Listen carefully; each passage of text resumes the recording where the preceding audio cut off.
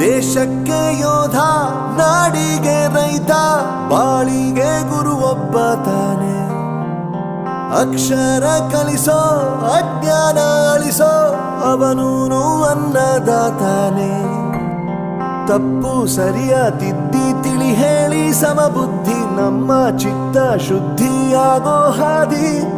ಎಷ್ಟೇ ದೂರ ಹೋದ್ರೂ ಮರಿಬೇಡ ನಿನ್ನ ಬೇರು, ನಿನ್ನ ಸಾಧನೆಗೆಲ್ಲ ಇದುವೇ ಆದಿ. ಪಾಠಶಾಲಾ